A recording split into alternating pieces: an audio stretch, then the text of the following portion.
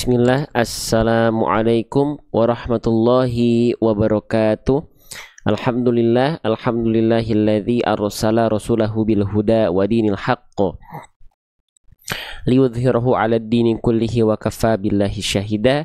Asyhadu an la ilaha illallah wa asyhadu anna Muhammadan abduhu wa rasuluh. Allahumma shalli wa sallim wa barik ala Muhammad wa ala alihi wa ashabihi wa man tabi'ahum bi ihsanin ila yaumiddin. Rabbi shrah li sadri wa yassir li amri wahlul 'uqdatan min lisani yafqahu qawli. Raditu billahi rabba wa bil islami dina wa bi Muhammadin nabiyya wa rasula. Rabbi zidna ilman warzuqna fahman bi rahmatika ya arhamar rahimin. Allahumma faqihna fid din wa 'allimna at-ta'wil. Baik, selamat pagi teman-teman, sahabat-sahabat bedah tajwid sekalian dimanapun teman-teman berada. Apa kabarnya? Semoga teman-teman semua tanpa terkecuali selalu dalam keadaan sehat walafiat dan tentunya tidak kurang suatu apapun. Alhamdulillah, pada kesempatan pagi hari ini kita bisa berjumpa lagi dalam rangka untuk sama-sama berinteraksi dengan Al-Quran, sama-sama membaguskan ngaji kita, menyempurnakan baca Al-Quran kita agar bisa lebih sesuai dengan kaidah tajwid. Mohon izin, di sini saya Gifari Putra izin untuk mendampingi dan membersamai dimanapun teman-teman sahabat-sahabat bedah tajwid berada. Saya juga tentunya izin untuk menjawab salam-salam yang sudah ada di kolom komentar, salam-salam terbaik para calon penghuni surga. Saya balas salamnya, saya balas doanya. Waalaikumsalam warahmatullahi wabarakatuh. Semoga teman-teman yang sudah hadir, terkhusus buat teman-teman yang sudah memberikan salam terbaiknya, salam sekali lagi adalah doa. Doa yang teman-teman panjatkan, munajatkan untuk kami, maka kami jawab juga sekali lagi salam untuk teman-teman. Waalaikumsalam warahmatullahi wabarakatuh. Baik. Gimana teman-teman sekalian kabarnya? Sehat pagi ini? Semoga teman-teman semua sehat, tidak kurang suatu hal apapun insya Allah ya. Baik, tanpa berlama-lama, mari kita mulai saja. Seperti biasa kita akan bedah tajwid dari penggalan-penggalan atau kalimat yang kita akan pilih dan kita akan baca. Kita akan bahas per huruf, per harokat, per hukum tajwid insya Allah, satu persatu, step by step, sedikit-sedikit. Sebelum kita mulai, mari kita mulai dulu dengan ta'awudz, lalu setelah itu mari kita bedah tajwidnya insyaallah satu persatu. A'udzu billahi minasyaitonir rajim. Mari kita mulai. Oke. Baik teman-teman sekalian, kita mulai saja ya. Ayatnya yang ini yang akan kita bahas, kita mulai dari awal hurufnya. Kita mulai dari awal huruf, kita mulai bismillah. Baik, teman-teman sekalian, kira-kira huruf yang saya blok, huruf pertama dari kalimat ini namanya huruf apa? Ketika huruf ini belum berharokat, nama huruf ini adalah huruf hamzah ya. Nggak ada yang keliru lagi ya jawabnya ya. Oke, ini namanya adalah, kita cek semua jawabannya aman ya. Sip. Oke, ini namanya adalah hamzah. Jangan sampai ada yang sebut alif ya. Oke, aman ya. Kenapa dia bukan alif? Alif itu dia tidak mungkin berharokat ya. Alif itu di atasnya polos, di bawahnya polos, dan selalu didahului oleh fathah ya. Kalau ini dia bentuknya memang seperti alif, tapi dia punya harokat. Maka kalau ada alif tapi bentuknya seperti alif tapi ada harokatnya, maka itu namanya adalah huruf hamzah gitu ya. Oke. Nah sekarang, jadi selama ini teman-teman, huruf yang kita baca a, i, u itu namanya hamzah, bukan alif. Karena fungsi alif itu hanya untuk memperpanjang durasi baca saja dari huruf yang harokatnya baris atas. Oke. Nah, kalau ada bentuk seperti alif tapi ada harokatnya namanya hamzah. Jadi yang kita baca a, i, u ketika ngaji namanya hamzah, bukan alif ya. Oke, lanjut. Nah, selanjutnya hamzahnya di sini dibaca a, i atau u. Lihat harokatnya. Harokatnya harokat baris atas, Bang. Nah, harokat baris atas ini disebut dengan harokat fathah. Oke, ya. Nah, kalau ada huruf hijaiyah yang berharokat fathah, berarti dia mesti dibaca dengan vokal a pada dasarnya. Oke. Nah, berarti hamzah kita di sini kita baca A, I atau U? Oh ya udah jelas. Hamzah di sini kita baca dengan vokal A karena harokatnya baris atas. Oke. Nah, teman-teman, ketika teman-teman sudah tahu, biasakanlah apa? Biasakanlah ketika teman-teman mendapati ada huruf berharokat fathah keluar dengan vokal A, ya, maka tandanya dia mesti dibaca dengan keadaan pelafalan yang tipis. Nah, gitu ya. Karena vokalnya A, Bang. Emang kalau dia termasuk ke dalam huruf yang tebal, kalau dia huruf tebal itu berharokat fathah baris atas, maka dia nggak akan dibaca dengan vokal A, Bang. Jawabannya adalah tidak. Huruf tebal itu ketika berharokat fathah akan terdengar seperti vokal O. Gitu ya. Contohnya apa? Contohnya huruf bod. Huruf bod adalah huruf yang tebal.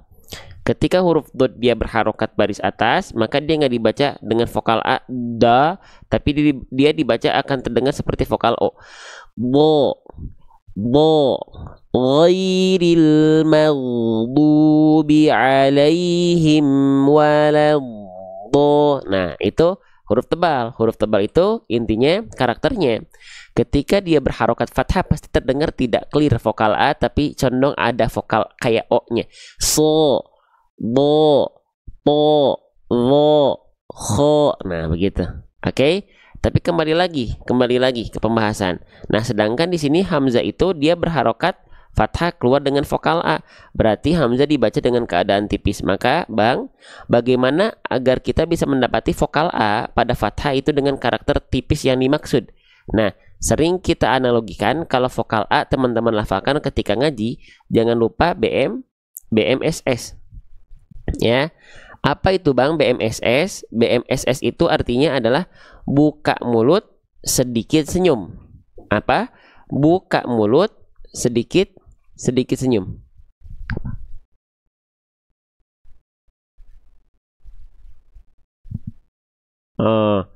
Buka mulut sedikit senyum.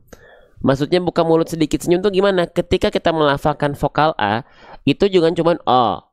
Oh, nah khawatir ini kurang rileks lidah kita, aula mulut kita kurang terbuka, sehingga vokalnya jadi O, bukan O tapi A, bukan O tapi A, bukan fo tapi fa, bukan so tapi sa. Jadi vokal A-nya kita bicara biasa, dengan ngaji beda. Kalau ngaji dia harus ditipiskan, maka kita analogikan buka mulut sedikit senyum. Biasanya kalau kita sudah sedikit senyum, itu lidah kita akan lebih rileks, aula mulut kita, rongga mulut kita akan lebih terbuka. A, bukan O, tapi A. Begitupun huruf-huruf yang lain yang ketika fathah vokalnya A. Bo, tidak, tapi ba. So, tidak, tapi sa. Bisa difahami sampai sini ya, teman-teman sekalian ya. Oke. Sekali lagi saya ucapkan teman-teman selamat bergabung buat teman-teman yang baru bergabung. Kalau teman-teman ngerasa live seperti ini ada manfaat, ada kebaikannya, ya jangan lupa di repost lagi live-nya. Di pojok kanan bawah ada tanda panah, diklik deh tanda panahnya, ada tulisan posting ulang atau repost, silahkan di repost. Diajakin teman-teman yang lain. Barakallahu fikum. Oke, lanjut ya, berarti dia ditipiskan pelafalannya. A, bukan O, ya. Sip, lanjutkan lagi. Nah, sekarang kita beranjak ke huruf berikutnya. Saya coba tandai dengan warna hijau ya. Nah, teman-teman kira-kira oval warna hijau ini yang saya tandai, ini namanya huruf apa? Kita kenalan ya, seperti biasa dengan nama huruf. Ketika kita mendapati ada huruf bentuknya seperti mangkok, tapi titik satunya di bawah, itu namanya huruf ba. Ya, kita tulis. Namanya adalah huruf ba. Oke, sebentar. Namanya adalah huruf ba. Nah, jangan ketukar sama sebelahnya. Kalau ada bentuk seperti mangkok, tapi titik satunya di atasnya, namanya huruf nun. Nah, jadi jangan ketukar, mana nun, mana ba. Kalau nun, titik satu di atas mangkok. Kalau huruf ba, titik satu di bawah mangkok. Ya, oke, lanjutkan lagi. Bagaimana cara melafalkan huruf ba, teman-teman sekalian? Huruf ba itu dilafalkan sama persis seperti kita melafalkan huruf B pada abjad alfabet. Contohnya, ba, bi, bu, abe, ibe, ube, beres. Ba dilafalkan seperti sebagaimana kita melafalkan huruf B pada abjad alfabet. Ya, tapi hati-hati ketika teman-teman melafalkan huruf ba, jangan sampai bibirnya terlalu dilipat. Contoh, ba, bi, bu, enggak, biasa aja. Ba, bi, bu, abe, biasa aja. Bibirnya jangan sampai terlalu dilipat. Oke, lanjutkan kembali teman-teman sekalian. Nah, sekarang teman-teman perhatikan. Huruf ba-nya sudah kita ketahui dilafalkan seperti apa. Nah, cuman dia dibaca pakai vokal A, pakai vokal I, pakai vokal U. Nah, kita lihat dulu dia berharokat atau tidak. Ternyata ba di sini bukan berharokat, tapi dia dalam kondisi ada di atasnya tanda petik macam ini. Nah, kita belajar ya. Ketika kita mendapati ada huruf hijaiyah yang di atasnya ada tanda petik macam ini namanya adalah tanda sukun. Dalam istilah tajwidnya namanya sukun atau sakinah. Tapi kalau di kita sering ini disebut dengan tanda apa? Sering kita sebut dengan tanda mati. Maka ada yang bilang ini adalah ba mati. Boleh nggak? Boleh saja teman-teman sekalian. Ya, tapi kalau dalam istilah tajwidnya ba sukun gitu. Ya. Nah, Bang, kalau misalnya huruf ba-nya tidak berharokat tapi dia dalam kondisi sukun gimana? Maka dia tidak dibaca dengan bunyi vokal hidup yaitu a i u. Maka huruf ba-nya di sini enggak kita baca aba, abi, abu. Lalu huruf ba-nya dibacanya gimana? Oke, sekarang kita bahas dengan cara dasar dulu. Kita tidak akan bahas sifat dari huruf ba-nya dulu. Sifat huruf dari huruf ba-nya kita nggak akan bahas dulu. Tapi kita kenali bunyi awalnya. Nah, maka huruf yang dalam kondisi sukun dia dibaca dengan bunyi konsonannya. Bunyi konsonan dari huruf ba adalah apa? Bunyi konsonan dari huruf ba adalah ab. Betul atau tidak? Bunyi konsonan dari huruf ba adalah ab. Maka kalau kita baca tanpa sifat hurufnya dulu alias dasarnya, maka kita baca gini. Abna. Betul? Abna. Jadi dibaca dasarnya dulu biar teman-teman tahu keadaan dasarnya. Oke. Abna, gitu. Lagi abna. Oke ya, paham ya, Bang? Tapi kok dibacanya abna? Apakah betul seperti itu? Nah, sekarang baru kita bahas masuk ke sifat huruf. Oke, sekarang saya izin teman-teman ngajak teman-teman berkenalan dengan huruf ba ya. Oke, perhatikan. Kita coba izin ta'arufan sama huruf ba. Ya, perhatikan. Nih, huruf ba. Mana huruf ba ya? Kelewat. Ya. Nah, perhatikan. Jadi, setiap huruf hijaiyah itu dia punya yang namanya sifat. Setiap huruf hijaiyah itu punya yang namanya sifat. Nah, huruf ba punya sifat yang dimana sifat huruf ba ini hanya muncul ketika ba dalam kondisi sukun. Ada yang tahu nama sifat istilahnya apa? Boleh coba komen di kolom komentar. Ada nggak? Ada yang tahu nggak? Huruf ba itu punya sifat huruf yang dimana sifat huruf itu hanya muncul ketika ba dalam kondisi sukun. Keren. Yang udah jawab Bunda Ucu, Kolkolah, Bunda Nur Hasniah, Bunda Mina, Bunda Ismayanti, Bunda Dina, dan semuanya yang saya tidak bisa sebutkan satu persatu.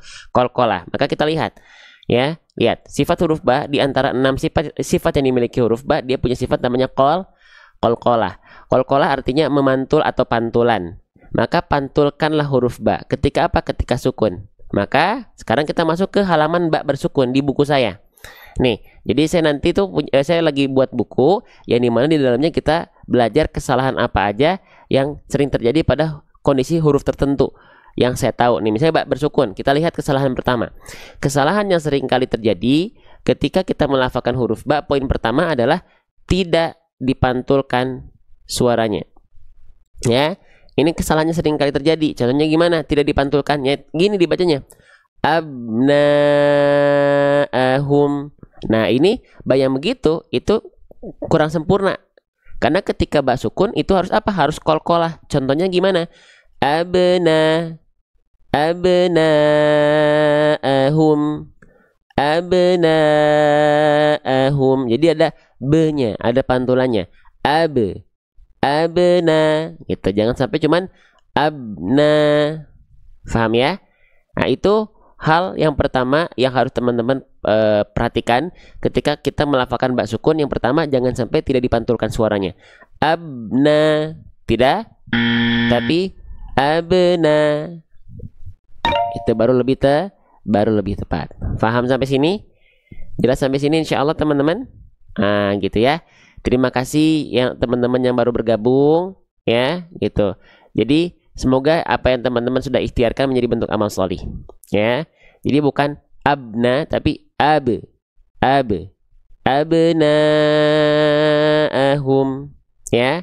Selanjutnya kita bahas lagi ya. Oke. Kesalahan yang sering kali terjadi yang berikutnya ketika kita melafalkan ba sukun adalah apa? Oke. Adalah apa teman-teman sekalian? Bentar ya. Oke. Kita lanjutkan kembali ya. Nah, selanjutnya, kesalahan yang sering kali terjadi ketika kita melafalkan qalqalah adalah apa? Pantulannya tertahan. Nah, ini banyak orang belum tahu nih. Ya, pantulannya tertahan. Ya, contohnya gimana? Nih, ini nih. Jadi, maaf tadi mana ayatnya? Nah, ini ya. Jadi selain dia harus dipantulkan abna gitu ya. Nah, jangan sampai juga di pantulannya itu pantulannya tertahan. Contohnya gimana? Abna'ahum. Nah, kita tulis dulu deh. Ini kan nama sifatnya tadi apa? Nama sifatnya adalah qalqalah. Ya, kita tulis. Qalqalah itu artinya apa tadi? Memantul. Ini kita geser coba ke sini. Qalqalah itu artinya memantul. Saya sering sebut dengan pantulan. Nah, kalau dia berada pantulannya di tengah kalimat atau bukan pada saat berhenti, namanya qalqalah sughra. Jadi pantulannya ringan saja. Ya. Oke, nanti kalau dia berhenti pada saat di akhir ayat tanpa tasydid, maka dia namanya qalqalah kubra. Kalau pakai tasydid namanya qalqalah akbar. Tapi nanti kita bahas yang lainnya, kita fokus dengan pembahasan yang sedang kita bahas. Nah, maka qalqalah sughra itu pantulan yang kecil atau pantulan yang ringan. Maka dipantulkan dengan cara ringan saja. Abna, jangan sampai abna, enggak gitu juga ya. Oke, tapi yang berikutnya tadi dijelaskan di buku kita, ba sukun itu kesalahan yang sering kali terjadi di poin kedua adalah pantulannya tertahan. Ya, pantulannya tertahan. Maksudnya pantulan tertahan itu seperti apa? Teman-teman melafalkannya seperti ini pantulannya. Abna'ahum. Nah, nggak boleh seperti itu. Kenapa? Karena kalau pantulannya teman-teman lafalkan dengan pantulan yang tertahan macam tadi, teman-teman seolah di sini sedang menambah huruf baru setelah ba sukunnya, seolah teman-teman sedang menambah huruf hamzah sukun. Lah, kenapa tiba-tiba ada bunyi hamzah sukun? Kalau bacanya gitu, teman-teman bisa menjadi kesalahan besar karena seolah sedang menambah huruf baru di sana. Seharusnya nggak boleh abna'ahum, tapi cukup lafalkan dengan ringan, jangan ditahan.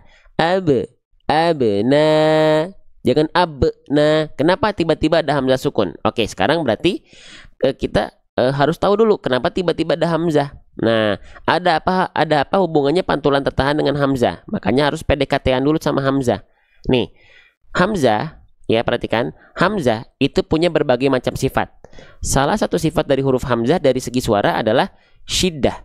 Syiddah itu artinya adalah tertahan suara. Sifat syiddah pada huruf hamzah atau sifat tertahan suara pada huruf hamzah akan sangat terasa ketika hamzah dalam kondisi sukun atau mati. Makanya kalau teman-teman lihat di sini, huruf-huruf yang berjumpa dengan hamzah sukun itu akan terhentak, seolah terhenti atau terhentak. Contoh, misalnya di Quran surah Al-Fil ayat kelima, kita baca dari awal ayatnya misalnya, faja'alahum ka'asfim ma'kul. Kenapa mak di sini kayak ada neken, terhentak? Karena dia ketemu sama hamzah sukun, yang dimana tadi sudah kita bahas, hamzah itu ketika dilafalkan apalagi sukun akan sangat terasa sifat apa? Syiddahnya, tertahan suaranya. Maka huruf-huruf yang bertemu dengan hamzah sukun itu akan merasakan sifat syiddah pada huruf hamzah. Ma'kul. Contohnya satu lagi, misalnya kita lihat yang di sini nih, Quran surah Al-A'la ayat 16. Perhatikan di bagian huruf ta-nya, dia pasti akan terhenti terhentak karena ketemu sama hamzah sukun. Tu'thiruna gitu. Nah, kalau ini dibaca terhenti terhentak begitu boleh karena memang ada hamzah sukunnya. Tapi kalau pada saat qalqalah, kalau bisa jangan sampai ada hamzah sukunnya. Karena memang nggak ada hamzah sukun. Abna'ahum. Ada nggak hamzah sukun di sini? Harusnya kan nggak ada. Harusnya dia dilafalkan dengan cara yang ringan saja. Abna'ahum gitu ya. Nah, ini bisa menjadi kesalahan besar kalau teman-teman menambah hamzah sukun seperti ini. Kenapa? Karena menambah huruf, mengurangi huruf, tertukar huruf itu sama dengan kita sudah merubah struktur kata. Kalau struktur kata berubah, maka makna ayat akan ikut berubah karena struktur katanya berubah ya. Oke, maka lafalkan, pantulkan dengan ringan. Abna'ahum. Itu yang betul, yang keliru abna'ahum. Jelas sampai sini? Sok, silakan di screenshot dulu. Nanti buat teman-teman yang pengen belajar lagi, ya kita lihat ya penjelasan lebih dalamnya ya. Oke, tadi ini namanya qalqalah. Betul nggak? Kita cek pakai fitur Quran yang kita pakai. Nih, di baris yang sama teman-teman tinggal pelajari. Tuh, di sampingnya langsung ada pembahasannya. Qalqalah.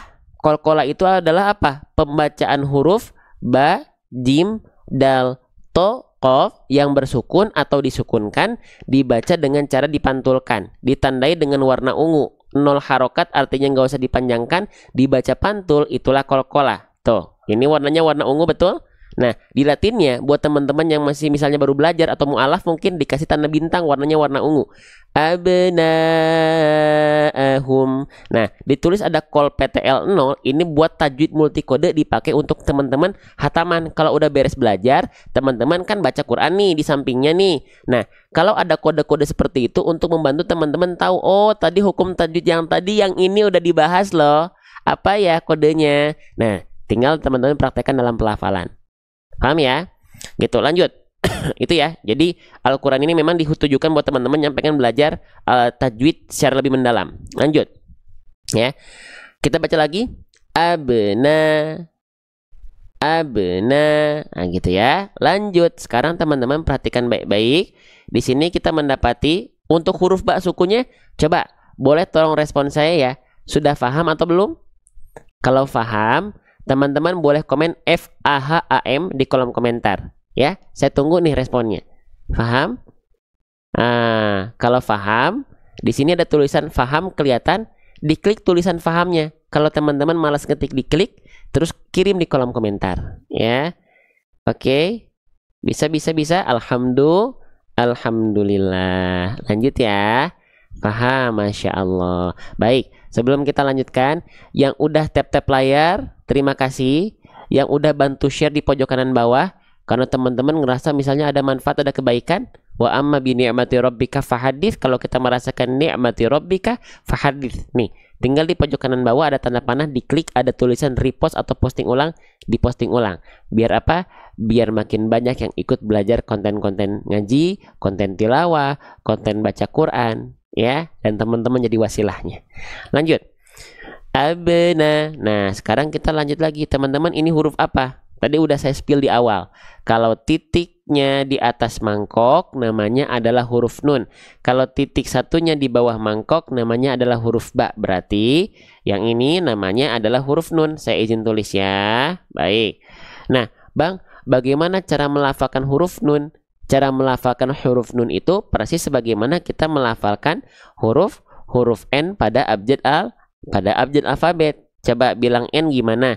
Nasi. Coba bilang N gimana? Nanas. Sama seperti itu ya. Cuman yang harus kita lihat bunyi vokalnya apa huruf nun ini. Kan ini masih jadi nama asli. Nama kalau ketika dia berharokat dibacanya na, dibacanya ni, dibacanya nu. Kita lihat harokatnya. Oh iya, harokatnya harokat baris atas, Bang. Sama ya, sama kayak huruf hamzah tadi di awal. Kita ingetin lagi ya, teman-teman khawatir ada yang baru bergabung. Ketika teman-teman mendapati ada huruf hijaiyah yang di atasnya ada baris atas seperti ini namanya adalah harokat fathah. Kita ulang lagi ya. Nah, kalau ada huruf hijaiyah yang dia berharokat fathah, pada dasarnya, yang dasarnya dulu nih, dia mesti dibaca dengan vokal A.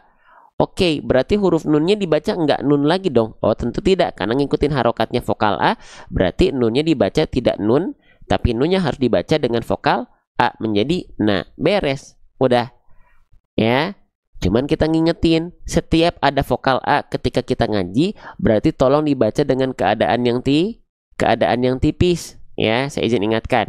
Boleh ya, saya izin bolak-balik seperti ini ya. Oke. Jadi kalau ada fathah lalu dia keluar dengan bunyi vokal A, maka tolong dilafalkan dengan keadaan yang tipis. Na gitu ya. Oke. Nah, gimana caranya, Bang, biar dia bisa tipis? Nah, sering kita analogikan kalau teman-teman pengen tipis ya, huruf vokal A-nya, analogi kita sebut dengan cara BM SS. Apa itu Bang BMSS? BM artinya buka mulut. Oke. SS artinya sedikit senyum. Buka mulutnya, agak senyum sedikit. Jadi ketika dilafalkan, contoh pelafalannya perhatikan baik-baik, dia bukan dibaca no, tapi na. Begitupun pada huruf yang lain kalau dia vokal A ya. Sa bukan so, fa bukan fa, ta bukan ta, ja bukan ja. Jadi agak senyum sedikit. Nah, dengan cara senyum sedikit teman-teman sekalian, ya, gitu. Jazakallahu khair ya Ustadz atas ilmunya, sudah lama nyimak baru sekarang komen ya. Kalau teman-teman ngerasa ada kebaikan, Allah sedang tutupi aib saya di hadapan teman-teman. Tapi kebaikan itu cintanya Allah buat teman-teman.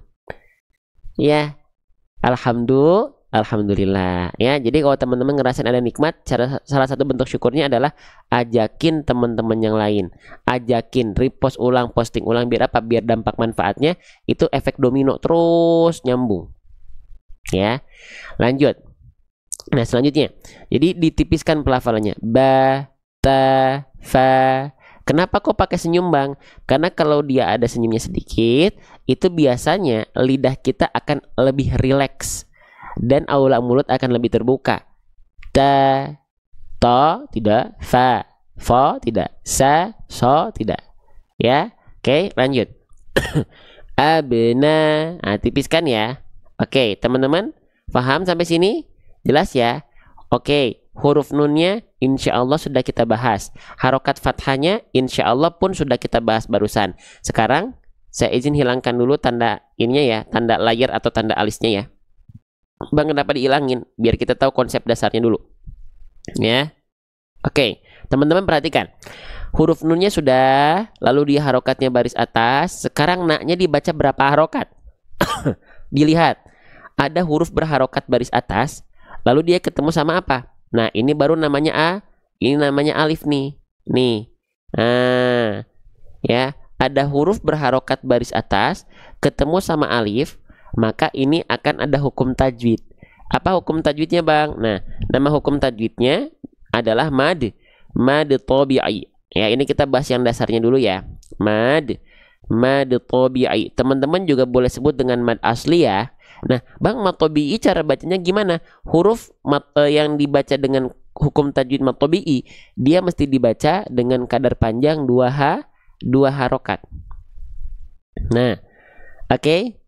Bang, mad tabi'i itu ada apa aja sih? Apakah cuman fathah ketemu alif saja? Jawabannya adalah tidak.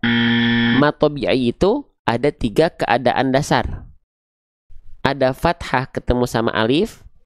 Oke, 2 lagi apa? Kenalan yuk, kenalan ya. 2 lagi ada dhammah ketemu wawu sukun ya. Lalu satu lagi ada apa? Satu lagi adalah ada kasroh ketemu ya sukun. Nah, berarti ada 3 keadaan ya. Ada 1 contoh dalam ayat, 2 dhammah wawu sukun, 3 kasroh ya sukun. Oke, sip ya. Nah, ini keadaan dasar dari mad tabi'i. Maka 2 harokat itu kadar panjangnya segimana, Bang? Oke, buat teman-teman yang baru belajar atau teman-teman ada yang mungkin mu'alaf, agar kita bisa menstandarisasi 2 harokat kita itu tepat, nggak kelebihan, nggak kepanjangan, dengan cara paling simpel diayunkan nadanya ketika baca huruf yang 2 harokat. 2 harokat itu gimana? 2 kali ayun. Abna. Bahas dulu yang basicnya ya. Abna'a. Jadi 2 kali ayun. Abna'a. Paham? Jelas sampai sini insyaallah? Oke, baik. Kita lanjutkan sedikit-sedikit. Kita lanjutkan step by step. Lanjut lagi ya. Baik. Nah, sekarang pertanyaannya, apakah Bang di sini mad tabi'inya tetap dibaca 2 harokat? Oke, sebelum kita beranjak ke sana, ya ini saya izin hapus dulu. Saya ingin memperkenalkan ke teman-teman huruf apa ini yang saya blok dengan warna merah. Kira-kira ini huruf apa ya, teman-teman sahabat sekalian? Boleh tolong respon di kolom komentar ya. Yang warna merah ini namanya huruf apa? Ini namanya adalah huruf keren. Huruf hamzah. Kita kasih warna merah ya, biar kontras warnanya. Nah, oke. Hamzah Di sini hamzahnya berharokat baris atas. Maka hamzahnya dibaca dengan vokal A. Kalau vokal A tipiskan ya pelafalannya ya. Kita abna'a. Tapi pertanyaannya, Bang, kalau ada matobi'i ketemu sama hamzah, apakah matobi'inya tetap dibaca hanya dua harokat saja? Jawabannya adalah tidak. Alias belum tentu dua harokat. Nah, harus kita cek dulu. Karena kalau misalnya ada matobi'i ketemu sama hamzah, ini jadi ada hukum tajwid baru. Oh, ya, hukum tajwid baru, ya. Hukum tajwid baru, iya. Pertemuan antara matobi'i yang tadi warna biru ketemu sama hamzah yang warna merah. Kalau dia ketemu, dia jadi hukum tajwid baru. Apa hukum tajwidnya? Oke, sebelum kita cek hukum tajwidnya apa, cek dulu apakah matobi'inya dengan hamzah itu ketemu dalam satu kata yang sama atau satu kata yang terpisah, satu kata yang tersambung atau satu kata yang terpisah. Ternyata matobi'inya terdapat dalam kalimat abna'ahum. Hamzahnya terdapat dalam kalimat abna'a. Jadi abna'a ya ada matobi'inya, abna'a ada hamzahnya. Mereka memang satu kalimat yang sama. Jadi bukan beda. Matobi'inya di kalimat abna, hamzahnya di kalimat ahum. Enggak. Abna'a itu satu kalimat. Mereka tidak terpisah. Maka memang dari awal konsep katanya itu matobi'inya sudah bergabung atau sudah tersambung dengan hamzah, tidak terpisah kata. Faham? Jelas? Nah, kalau misalnya matobi'inya tersambung dengan hamzah, tidak terpisah, maka nama hukum tajwidnya apa teman-teman sekalian? Nama hukum tajwidnya kita tulis di mana nih? Di sampingnya aja ya, di sini ya. Nama hukum tajwidnya adalah mad wajib muttasil ya. Oke, apa Bang itu mad wajib muttasil? Ya ini rumusnya. Matobi'i ketemu sama hamzah pada kalimat yang tersambung. Oke, kita tulis di bawahnya ya. Tersambung atau tidak terpisah ya, tersambung. Oke, sip. Nah, berarti dibacanya berapa harokat mad wajib muttasil itu Bang? Dibacanya boleh 4 harokat, boleh 5 harokat ya. Oke, tapi syaratnya satu apa? Konsisten. Konsisten. Nah, nanti di Al-Qur'an yang kita pakai, setiap ada mad wajib muttasil itu dia dikonsistenkan dengan warna apa? Dia dikonsistenkan dengan warna biru. Ya, tuh. Mana nih? Tuh, MW mad wajib muttasil panjangkan 5 harokat. Tapi boleh nggak dibaca 4 harokat? Boleh. Tapi harus konsisten kalau 4 harokat mad wajib muttasilnya. Setiap teman-teman baca Al-Qur'an konsistenkan di 4 harokat. Kalau 5 harokat ya semuanya 5 harokat. Paham ya? Oke, sip. Kita lanjutkan kembali teman-teman sekalian. Maka 5 harokat itu segimana? Berarti 5 hitungan. Makanya lihat di latinnya buat teman-teman yang baru belajar, A-nya ditulis 5. Abna'ahum. Nah gitu. A-nya ditulis 5 kan? Tuh, baru masuk ke hamzahnya. Ya. Abna'ahum. Nah gitu. Bisa diikutin teman-teman? Pelan-pelan. Jadi kalau belajar konsepnya pelan-pelan. Jadi jangan rusuh tepuguh. Ya. Banyak tepuguh. Pelan-pelan aja. Tepuguh itu apa? Nggak jelas.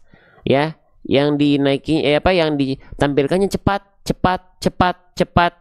banyak, padahal nggak usah buru-buru, sedikit-sedikit ya. Lanjut. Abna'ahum. Oke, sudah jelas ya. Sip, kita lanjutkan kembali. Ini saya izin hapus. Mau difoto dulu nggak?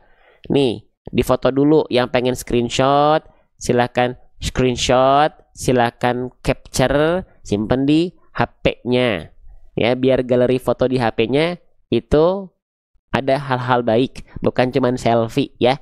Oke, lanjut ya. Masya Allah. Nah, nanti mad wajib muttasil itu ditandai dengan apa? Ditandai dengan tanda alis di atasnya. Tuh, barulah muncul alis. Ada yang bilang ini alis, ada yang bilang layar, ada yang bilang ombak, silahkan. Nah, jadi alis ini impact dari pertemuan antara matobi'i dengan hamzah, jadilah mad wajib muttasil. Gitu konsep belajarnya ya, pelan-pelan. Oke, kita lanjutkan kembali ya. Sip. Nah, kita lanjutkan. Oke, jangan lupa teman-teman yang ngerasa ada manfaat, masih ada tanda panah di pojok kanan bawah, tinggal di repost aja. Kalau malu untuk nge-share ke grup-grup teman-teman, di repost aja di akun TikToknya masing-masing. Di posting ulang aja, ya. Oke, lanjut. Abna'a. Sip, ya. Hamzahnya sudah kita bahas ya. Mad wajib mutasinya sudah kita bahas ya. Perlahan-lahan baru masuk ke huruf berikutnya. Teman-teman, sahabatku, ya, ini huruf apa? Yang saya blok dengan warna hijau. Ini namanya adalah huruf H. Ketika dia belum berharokat, namanya memang sudah disebut dengan H. Kalau di kita H ini sering kita sebut dengan diksi H besar. Oh, H-nya besar gitu ya. H besar. Oke, Bang, bagaimana cara melafalkan H besar? Nah, kekeliruan yang sering kali terjadi ketika kita melafalkan H besar, siapa yang masih menganggap H besar itu dilafalkan dari dada? Siapa yang masih menganggap H besar itu ada hubungannya dengan dada? Boleh komen di kolom komentar coba. Kalau masih ada boleh komen saya. Ya, kalau masih menganggap H besar itu dilafalkannya dari dada, boleh komen saya coba. Ada? Oke. Teman-teman, H besar itu tidak ada hubungannya dengan dada teman-teman sekalian, ya, dengan dada nggak ada. Lantas seperti apa huruf H besar dilafalkan? Oke, kita cek dari buku saya ya. Tadi kita sempat bahas huruf hamzah nih, sekarang kita pindah ke H besar. Tuh, jadi gini teman-teman, setiap huruf hijaiyah itu punya yang namanya makhraj. Makhraj itu apa, Bang? Makhraj itu artinya adalah tempat keluar. Di mana tempat keluar dari H besar ketika dia dilafalkan? Nih, kita kenalan dulu sama istilahnya, nggak perlu dihafal untuk menambah wawasan. H besar dilafalkan dari yang namanya aqsal halqi. Bang, aqsal halqi itu apa? Aqsal halqi itu artinya tenggorokan paling bawah atau pangkal tenggorokan atau tenggorokan kita paling dalam. Yang mana itu, Bang? Oke, jadi gini teman-teman, kita lihat ya sambil kita bedah. Perhatikan, dalam membaca Al-Quran, tenggorokan itu dipecah menjadi 3 bagian, dibagi menjadi 3 tempat. Ada yang saya tunjuk sekarang nih, ini namanya adalah ujung tenggorokan, atau dalam istilah tajwidnya adalah adnal halqi. Yang keluar dari tempat ini ada 2 huruf. Apa? Huruf ghain dan huruf kha. Ya, dari sini dia keluarnya kha, gitu. Oke ya. Nah, masuk sedikit ke sini. Nah, yang saya tunjuk sekarang ini adalah bagian, nama istilahnya adalah wastul halqi atau tengah tenggorokan. Yang keluar dari tempat ini juga ada 2 huruf. Apa saja? Huruf ain dan huruf h kecil. A dan h. Gitu ya. Nah, lanjut lagi masuk ke paling bawah ke bagian titik berwarna putih. Disinilah lokasi huruf H besar dilafalkan. Ya, bersamaan dengan hamzah. A H. Maka ini sekalian kita spill juga. Apa bedanya H besar dengan H kecil? Kalau H kecil dia dari tengah tenggorokan, di sini karakter nafas yang keluar itu berbisik lebih lembut H. Tapi kalau lebih dalam sedikit lagi, dia akan agak lebih ngebas. Ya, suaranya yang keluar dari sana adalah huruf H besar. H. Nah, ternyata kalau kita cek H besar nggak ada hubungannya dengan tumpuan dada. H. Bang, tapi kan tetap bergetar dadanya. Oh iya, tetap bergetar dadanya. Cuman sumber suaranya bukan dari sini, tapi dari sini. Sumber getarannya dari sini. Ya, oke, jelas ya. Jadi jangan bayangkan H besar dilafalkan dari dada. Kalau teman-teman membayangkan H besar dilafalkan dari dada, nafas teman-teman akan boros, akan capek. Capek. Cukup dilafalkan, tekan, getarkan dari bagian pangkat tenggorokan kita. Hubah, ringan. Ya, oke. Nah, kita lanjutkan. Masih belajar membedakan antara H besar dengan H kecil, sedikit-sedikit, step by step. Ya, lanjut. Nah, maka ketika kita lafalkan di sini, H-nya jangan dilafalkan dari dada karena tidak ada hubungannya. Bang, lalu H besarnya dibaca dengan vokal apa? Oh, tinggal lihat dia di atasnya ada harokat apa? Simpul angka 9, Bang. Oh, kalau ada huruf hijaiyah yang di atasnya ada simpul angka 9 seperti ini namanya harokat apa? Ini namanya adalah harokat dhammah. Kenalan, Bang, kalau nggak hafal istilah boleh nggak sih? Tapi ngajinya betul nggak? Betul. Oh, bagus, nggak apa-apa. Gitu. Bang, saya tuh tahu cara ngaji. Tapi saya nggak hafal istilah-istilahnya, mad, ikhfa, idhar. Cara bacanya betul nggak? Betul, ya udah. Karena yang fardu ain adalah tajwid amali. Ya, sedangkan tajwid ilmi, keilmuan tajwid secara teori itu fardu kifayah. Nah, pentingnya belajar agar kita tahu yang mana yang skala prioritas. Jangan sampai kita berkutat istilah tapi cara baca nggak pernah dilatih. Ya percuma juga. Karena yang fardu ain adalah tajwid amali, pengamalan tajwid. Faham sampai sini? Ya. Oke, sebelum kita lanjutkan. Nih, sudah ada 500 orang yang share. Ya, yang share, yang repost ulang, yang posting ulang, Masya Allah, barakallahu fikum. Yang sudah tetap layar berapa banyak teman-teman? Ada 117.000 ya. Ini menunjukkan teman-teman yang sudah support sebanyak itu berarti. Ya, barakallahu fikum. Semoga teman-teman yang sedang menyimak ini salah satu di antaranya. Lanjut ya. Nah, nah, kalau ada huruf hijaiyah yang dia berharokat dhammah, maka gimana cara bacanya? Dia mesti dibaca dengan vokal U. Oke, maka H besarnya nggak dibaca aha, ahi, tapi ahu. Nah, berarti bukan vokal A lagi ya? Bukan, kan ngikutin harokatnya. Pelan-pelan. Oke, Bang, udah beres? Bentar.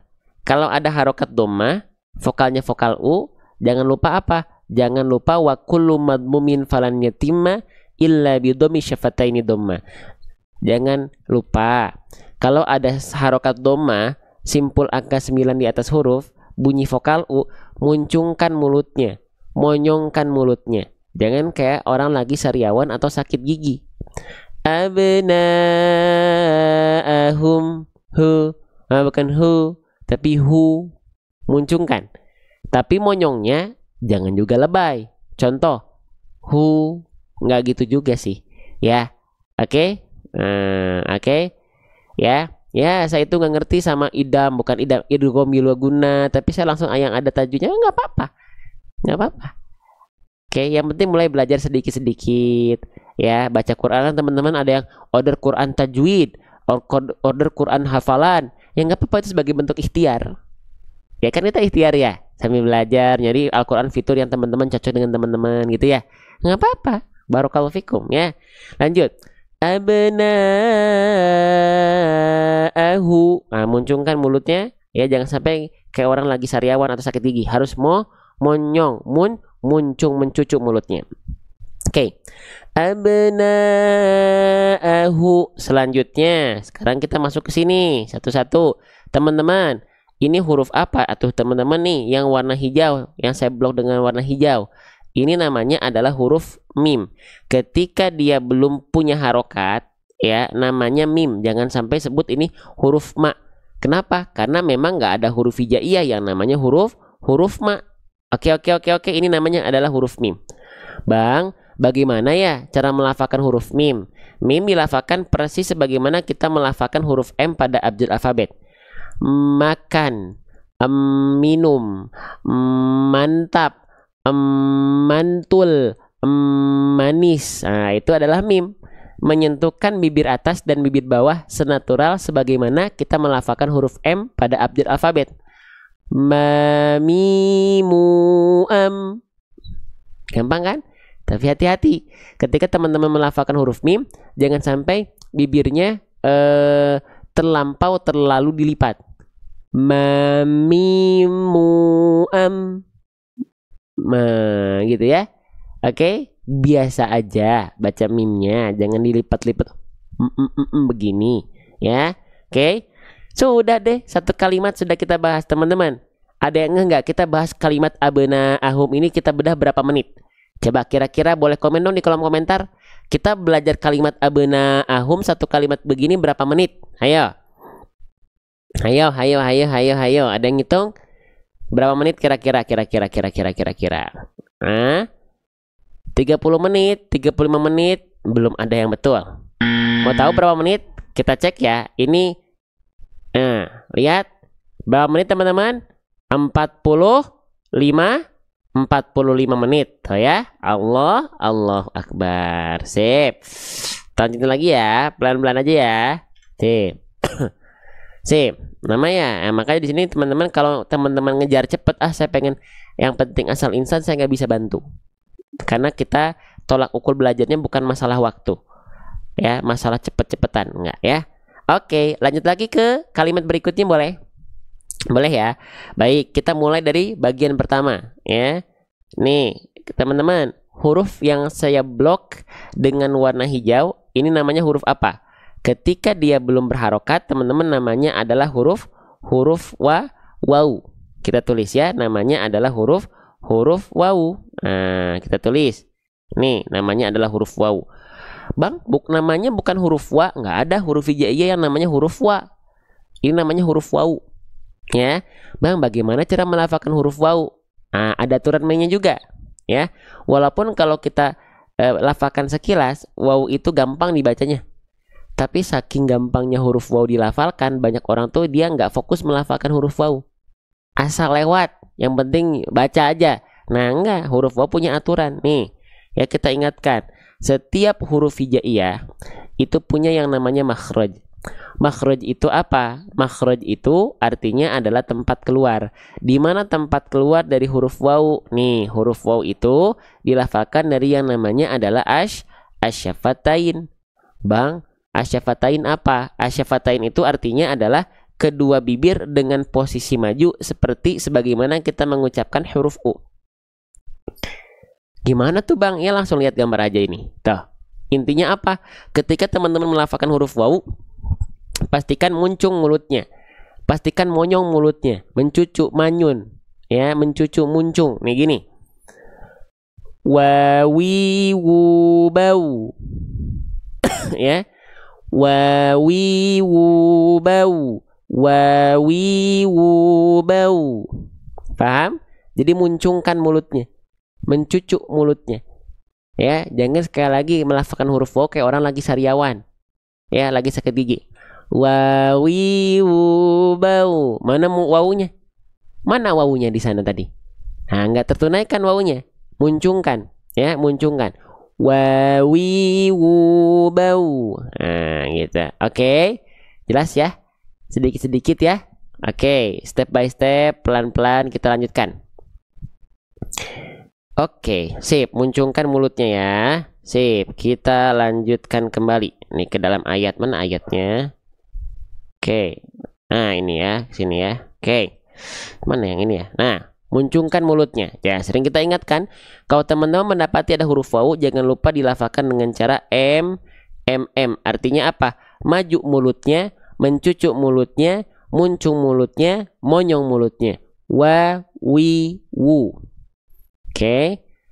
Nah, Ustadz kalau ngajari ikro dari 1 sampai 4, apakah harus putus-putus atau disambung? Nggak apa-apa diputus-putus dulu. Tapi yang dibaca 1 harokat, walaupun diputus tetap bacanya 1 harokat. Contoh ada kalimat abata, a-nya jangan diputus jadi gini. Ba-ta. Nah, yang 1 harokat tetap 1 harokat. Gitu ya. Boleh diputus-putus, nggak apa-apa. Karena yang diupayakan hurufnya dulu, baru nanti disambung. A, ba, ta, baru sambung. Abata. Nggak apa-apa. Kalau belajar putus-putus nggak apa-apa. Gitu ya. Lanjut. Nah, lanjut. Wow, sudah ya, mudah insya Allah. Wow, pokoknya kalau ingat wow, ingat monyong, ingat mm itu maju mulutnya, muncung mulutnya, mencucu mulutnya, monyong mulutnya. Ya, oke. Sip. Kita lanjutkan kembali teman-teman sahabat sekalian. Nah, kembali ke harokat baris atas. Ketika kita mendapati ada huruf hijaiyah apapun yang dia berharokat baris atas, dia dibaca dengan vokal A kan ya? Kita ingatkan lagi ya. Nama harokatnya apa? Nama harokatnya adalah fathah. Sudah kita jelaskan tadi ya. Jadi kita izin agak singkat saja. Kalau ada baris atas, dibaca dasarnya pakai vokal A. Namanya adalah harokat fathah. Beres, insya Allah ya. Nah, sekarang teman-teman sekalian, wa dibacanya begitu ya. Wa. Baik, selanjutnya ya, kalau ada vokal A, teman-teman ingat harus dibaca gimana? Tolong ditipiskan pelafalannya. Nah, gitu ya. Tolong ditipiskan pelafalannya. Nah, kita tulis, oke, berarti dia harus tipis vokal A tuh. Kalau dia huruf tebal, ketika dia berharokat fathah, bunyi vokalnya akan seperti condong pada vokal O. Sering saya ulang ya. Kalau ketika fathah, dia itu termasuk ke dalam huruf yang tebal. Otomatis ketika fathah dia akan terdengar seperti vokal O. Seperti ya, bukan betul-betul vokal O.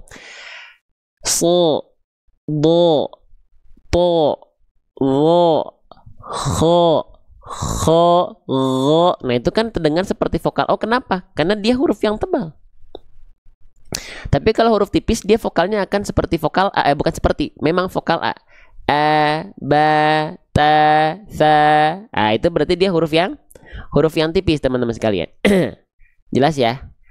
Ustadz ada imam membaca surah Al-Fatihah, di akhir ayat dibaca gunnah. Ar-Rahmanir-Rahim. Mim sukun itu ada gunnahnya, tapi kadarnya nakis, kadarnya tidak sempurna, jadi nggak ditahan. Ar-Rahmanir-Rahim. Udah, ada pasti dengungnya. Kalau kita melafalkan mim dalam keadaan apapun, pasti ketika bibirnya nempel ada dengung pasti, karena memang huruf gunnah. Cuman ada gunnah yang dia kadarnya akmal, ya, kamil, artinya dia ditahan tuh. Tapi kalau dia udah nakis bahkan ankos, dia cuman lewat doang dengungnya, bukan ditahan. Ar-Rahmanir-Rahim, ketika itu pasti ada dengung, cuman nggak perlu ditahan. Ar-Rahmanir-Rahim. Enggak. Wallahu a'lam. Ya. Oke, lanjut. Nah, lanjut ya. Jadi wa, kalau ada vokal A tipiskan dengan cara apa? Kita ingatkan dengan cara apa, teman-teman? Kalau ada vokal A ya keluar dari pelafalan kita, berarti tipiskan pelafalannya dengan cara apa? BMSS. Kita tulis ya, BMSS. Bismillahirrahmanirrahim. Bang, BMSS itu apa, Bang? BMSS itu artinya buka mulut sedikit senyum. Buka mulut sedikit senyum. Jadi ketika kita lafalkan, dia tuh ketika kan wow tadi makhrajnya monyong, maju mulutnya, ya enggak? Monyong maju mulutnya. Nah, ketika udah maju masuk ke vokal A, tetap dia buka mulut sedikit senyum. Wa, tipiskan. Wa, bukan wa, tapi wa, ya. Tapi hati-hati. Buka mulutnya sedikit ya senyumnya. Jangan berlebihan. Kenapa? Kalau berlebihan khawatir yang keluar bunyi vokalnya bukan bunyi vokal A tipis, tapi bunyi vokal E. Bukan tapi wa, gitu ya. Gitu. Oke, lanjutkan lagi teman-teman, sahabat-sahabat bedah tajwid sekalian. Sudah ya? Oke, teman-teman, huruf berikutnya nih, masih ada yang keliru nggak? Huruf yang saya blok dengan warna hijau, kira-kira ini huruf apa ya? Coba. Ini huruf apa, teman-teman sekalian? Ada yang tahu? Ada yang tahu atau tidak? Nah, tuh kan masih ada kan yang jawab kurang tepat. Nggak apa-apa, kita ingetin ya. Kita izin melakukan proses penilangan. Yang bilang ini alif kita tilang. Ya, ini bukan alif, teman-teman sekalian. Kenapa ini bukan alif? Karena alif tidak mungkin punya harokat, baik di bawahnya, baik di atasnya. Lah, terus ini bentuknya seperti alif, ada harokatnya, namanya apa? Ini namanya adalah hamzah. Kita tulis, namanya adalah hamzah.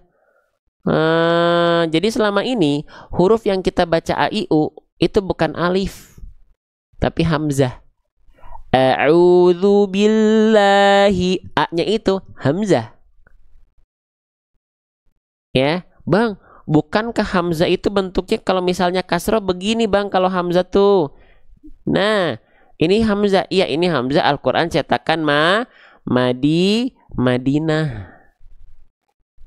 Kalau Al-Quran cetakan Indonesia, dia bentuknya gini, nggak pakai kepala hamzahnya, kepala ainnya. Nah, ya. Nah, tapi cara bacanya sama aja, cuman beda penulisan aja. Ini hamzah kasroh, ini juga hamzah kasroh.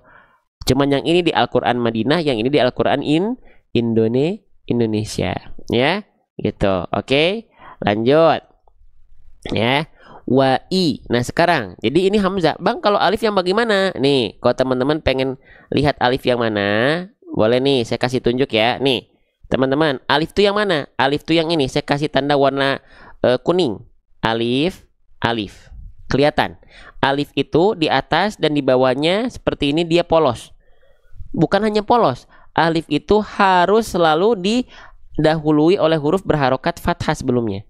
Barulah dia alif. Kenapa bang harus fathah sebelumnya? Karena fungsi alif hanya untuk memperpanjang durasi baca dari huruf berharokat fathah. Makanya alif itu selalu berdiri setelah huruf berharokat fathah. Faham? Ya, pakai pensil apa? Pensil 2B Faber-Castell. Ya, itu mah kita waktu ini ya ujian ya. Oke, lanjut teman-teman sekalian. Nah, ini baru alif dibaca 2 harokat.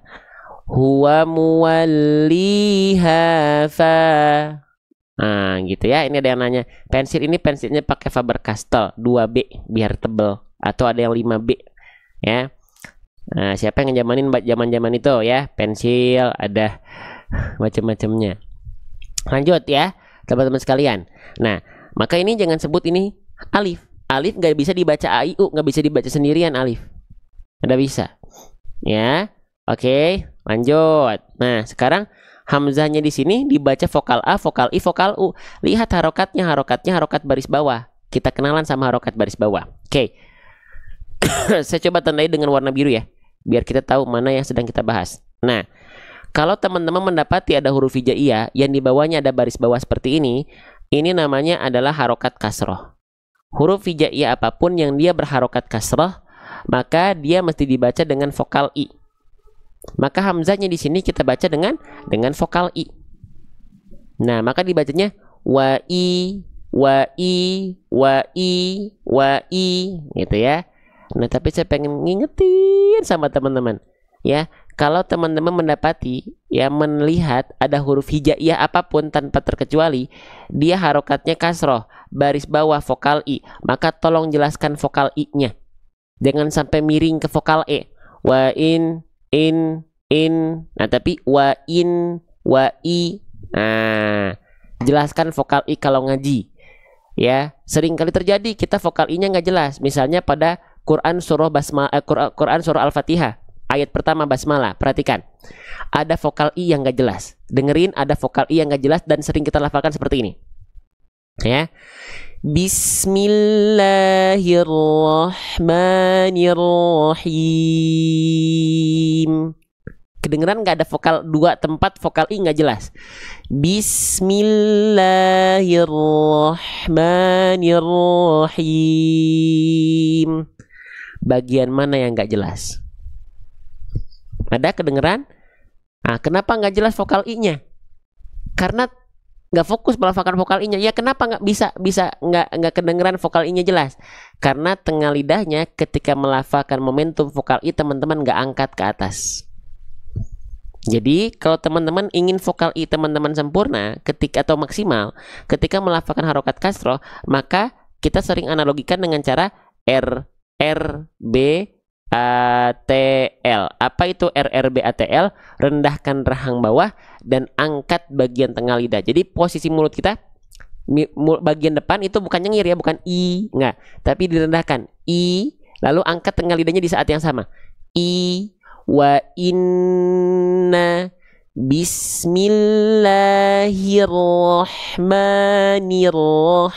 bismillahirrahmanirrahim. Nah, khususnya contoh pada basmalah. Kenapa hi dan ni-nya jadi hi dan ni? Karena fokus kita sudah terpecah. Terpecah kemana? Kita pengen melafalkan huruf ro. Fokus kita udah fokus sama huruf ro. Hi dan ni sebelum ro dia nggak teman-teman fokuskan. Akhirnya apa? Asal keluar. Hirro, nirro. Bukan. Hirro, nirro.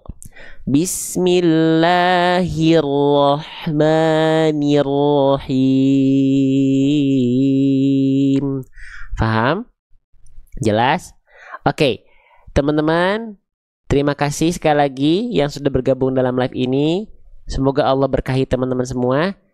Tapi ya Allah, tolong berikan pahala yang spesial buat teman-teman yang sudah memperjuangkan live ini untuk tersebar luas. Siapa aja orangnya? Allah yang Maha mengetahui di antara 700-600 orang yang sudah posting ulang di pojok kanan bawah. Diklik ada tulisan posting ulang. Nah, semoga teman-teman yang udah ikut andil untuk itu, teman-teman tercatat sudah ikut share, sudah ikut menciarkan konten-konten Quran. Barakallahu fikum. Lanjut ya. Oke, lanjut ya. Nah, kita jelaskan wa i. Nah, jangan wa i enggak, tapi wa i ya. Sip, lanjutkan lagi teman-teman sahabat-sahabat sekalian. Nah, sekarang teman-teman lihat di sini ada huruf nun ya. Ada huruf nun. Ini namanya huruf nun ya. Bentuknya seperti mangkok, lalu ada titik satu di atasnya. Ini namanya adalah huruf nun. Ya, jangan bilang huruf ba, jangan bilang huruf na ya. Nggak ada. Nun sudah kita bahas tadi di awal ya. Nun itu dilafalkan sama persis seperti kita melafalkan huruf N pada abjad alfabet. Nanas, nasi, nangka, antar, santai, pantai. Nah gitu ya. Sama ya. Sama ya. Nah, cuman kita lihat dulu deh dari segi harokat. Dia dibaca bunyi vokalnya vokal A, vokal I, vokal U. Nah, tinggal lihat harokatnya. Harokatnya harokat baris atas, Bang.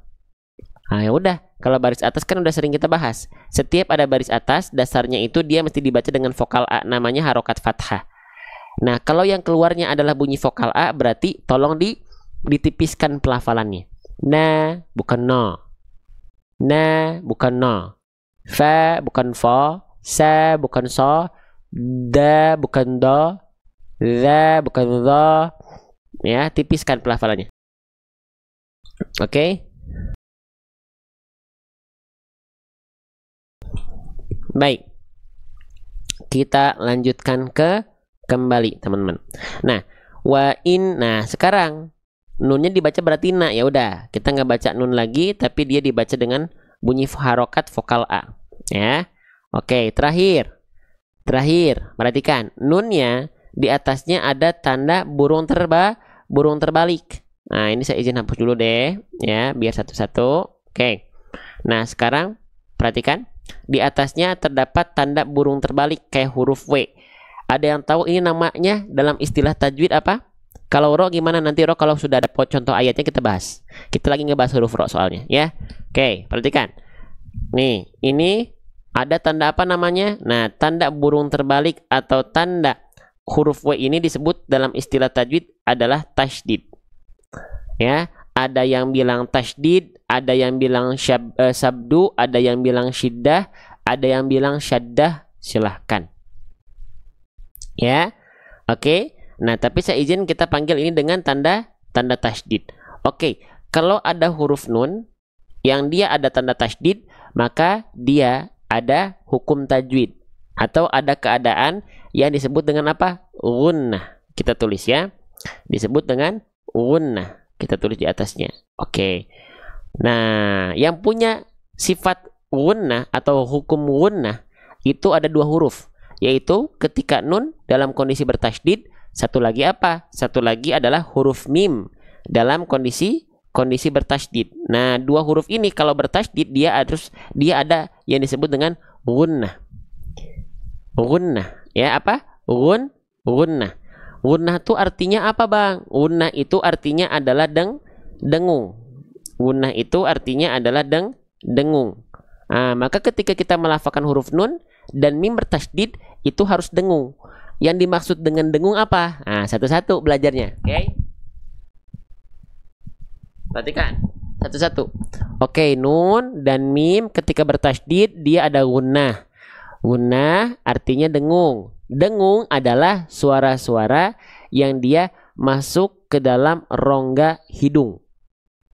Apa? Suara-suara yang masuk ke dalam pangkal atau rongga hidung. Sehingga mengakibatkan suara yang sengau. Atau kayak orang lagi bindeng. Nah, itu adalah suara dengung. Ya, Bang, taunya dia dengung, gimana cara membuktikannya? Cara membuktikannya, teman-teman lafalkan huruf nun dan mim, ditahan di bunyi konsonannya. Lalu dan mim. Nah, ketika kita tahan bunyi konsonan nun atau mim, tutup hidung kita. Kalau suaranya berubah, maka dia dengung. Kalau suaranya tidak berubah, maka dia tidak dengung. Kita coba.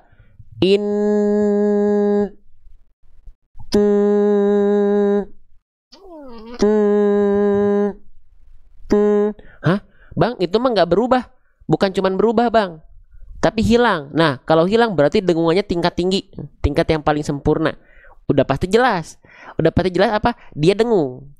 Karena ketika ditutup bukan cuma berubah kalau huruf nun dan mim, tapi hilang. Tandanya apa? Suaranya betul-betul masuk hidung semua. Inna tuh bukan hanya berubah lagi. Kalau berubah saja dia udah dengung berarti. Tapi ini hilang, berarti dia dengung dengan tingkatan paling sempurna. Contoh huruf mim.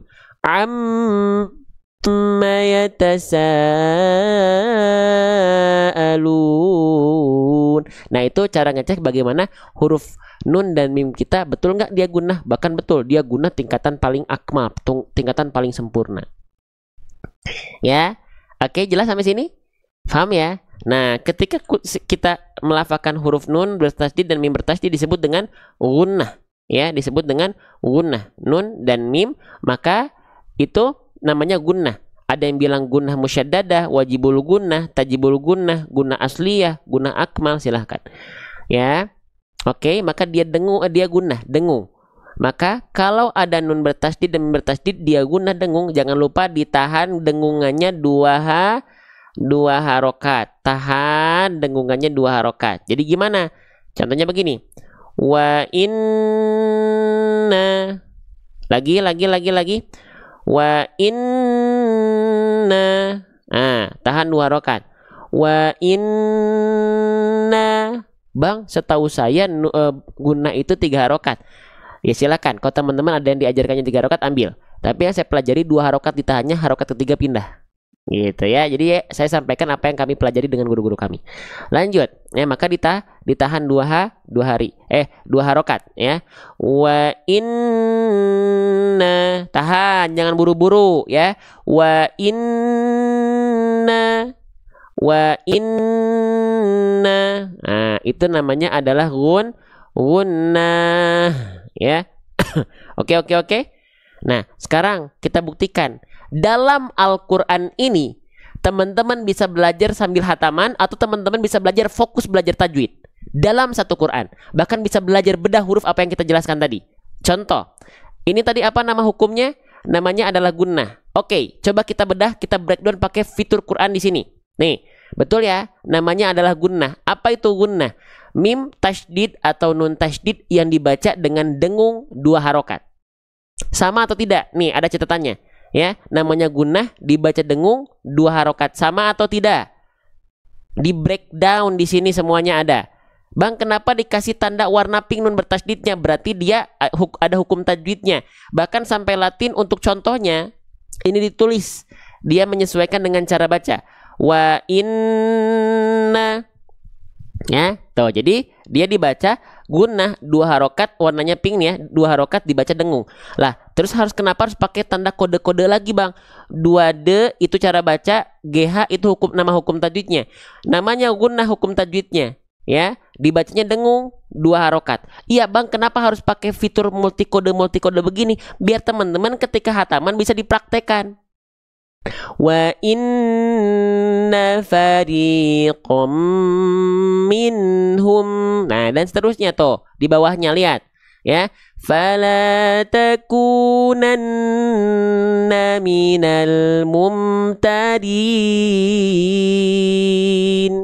Tuh, mana lagi? Pokoknya kalau ada 2 DGH tuh, mim bertasydid sama nggak? Nih, 2 DGH sama nggak? Gunnah, mim bertasydid, udah kita bahas. Jadi teman-teman dapatnya langsung banyak. Bedah tajwid dapat, sambil hataman dapat, dan pembahasan huruf teman-teman dapetin di setiap pojok kiri halaman Al-Qur'annya. Kita bahas makhraj ada di sini. Kita bahas sifat ada di sini. Tuh. Nih, kita bahas kesalahan per huruf, kita bahas di sini dalam satu Quran. Dalam satu Quran. Jadi nggak ada alasan lagi teman-teman, aduh saya takut salah baca. Yang penting mau belajar Al-Qur'annya sekarang udah bagus-bagus fiturnya. Ya, jangan banyak ngeles. Ya, oke, sip. Jelas sampai sini? Paham? Sip. Nah, sip. Nanti kita lanjutkan ke sesi kedua ya. Ada yang mau Qur'annya dulu nggak? Paham nggak? Dengan Al-Qur'an ini teman-teman bisa lebih memahami atau tidak? Ditambah dengan penjelasan kami setiap harinya per huruf, per harokat, berhukum tajwid. Ada yang mau? Ada yang mau nggak? Ini memang fiturnya fitur saya sendiri yang diaplikasikan dalam Quran. Ya. Ukuran sedang buat anak muda, ukuran besar 2 kali lipat lebih besar buat oma opa. Tuh. Mau? Sebelum nanti buku saya selesai nih, miliki Al-Qur'annya. Ya. Oke, harganya berapa? Kita baca dulu bareng-bareng, nanti baru berbicara harga ya. Yuk kita baca bareng-bareng. Ya, jadi ditahan 2 harokat ya. Wa in, maaf. Wa inna, tahan.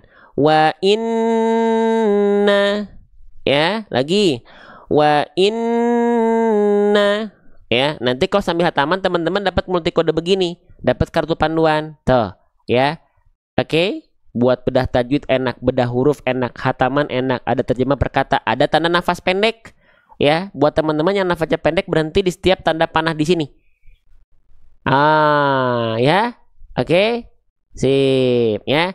Ada yang mau nggak? Coba, yang mau teman-teman boleh komen MAU dulu. Ya. Boleh komen MAU, cukup MAU saja biar terdeteksi oleh tim kita. Lalu kita siapkan kuotanya khusus buat teman-teman yang sudah komen MAU yang ada pagi ini.